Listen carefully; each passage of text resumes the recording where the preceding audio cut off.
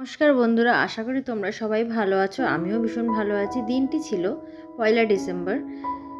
আজ আমাদের গুরু মহারাজজি তিরোধান তিথি, তৃতীয় বর্ষ। তো এই দিন সকাল থেকেই আজকে সকালটা শুরু হয়েছে সপ্তপর্ণী গানের দলের গান দিয়ে। তো এই দিন আমরা একটু অন্যরকম করে পালন করি। কিছু জনসাধারণের কাছে একটু স্বেচ্ছাসেবক কাজ করে, সেবামূলক কাজ করে আমরা দিনটি পালন করার চেষ্টা করি। তো আজকে আমাদের সাথে যুক্ত হয়েছেন যে সংগঠন, সেটার নাম হলো প্রাণায়ান।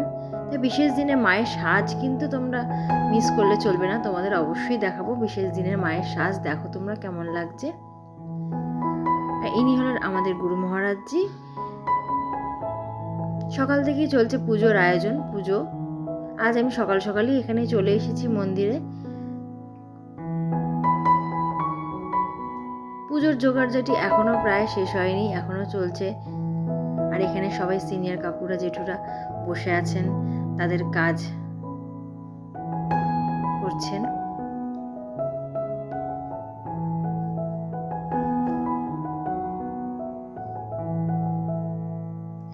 চলো তোমাদের মন্দিরটা একটু ঘুরিয়ে দেখাই।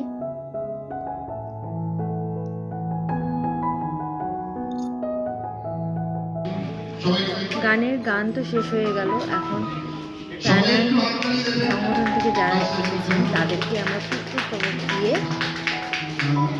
সম্বর্ধনা জানাচ্ছি। রাত দুটোই উনি কনফার্ম করছেন যে আমি আছি। আমার যেটা ভালো লেগেছে বলি যে একটা নবীন চিকিৎসক রাত দুটোতেও সমাজের কথা ভাবছেন, এবং উনি আমার তখন রাত 2:03 উনি কনফার্মেশন করেছেন। ওয়েস্টের যিনি ওনার, এর আগে রাত 2:29 উনি বলছেন যে আমি এই পরিষেবা দিতে পারি। এগুলো আমাদেরকে প্রাণিত করে, এবং আপনারাও জানুন যারা দিতে চায় তারা ঘুমিয়ে নেই, তারা খুব হাতটা মুঠো করে নেই, তারা দিতে চায়, শুধু একটু সুযোগ সুবিধা এবং সুষ্ঠুভাবে দিতে হবে পরিষেবা। ধন্যবাদ সকলকে। আমি এই একটু সুযোগে একটা কথা বলে দিই, যারা মঞ্চে উপস্থিত রয়েছেন, আপনারা একটা মহান কাজ করছেন। শুরু হয়ে গেছে আমাদের আজকের মূল কাজ, যেটি হলো একটি হেলথ ক্যাম্পে যে আয়োজন করা হয়েছিল সেটা। তো এখানে বিভিন্ন টেস্ট বলতে পারো, ডাক্তার এসেছিল, তারপরে চোখের ডাক্তার ASG হসপিটাল থেকে এসেছিল। তো প্রচুর মানুষ এখানে এসে তাদের চিকিৎসা করিয়েছেন, এবং দারুণভাবে আমরা রেসপন্সও পেয়েছি। খুব ভালোও লেগেছে যে প্রত্যেকটি মানুষের পাশে আমরা এভাবে থাকি। হেলথ ক্যাম্পের পাশাপাশি ধর্মসভারও একটি আয়োজন করা হয়েছিল।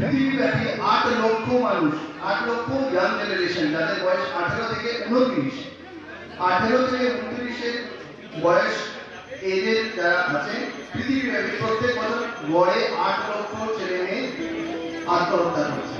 যদি সবাই সুখী তাহলে কেন এই 8 লক্ষ? ধর্মসভায় প্রায় অনেকেই তাদের বক্তব্য রেখেছেন।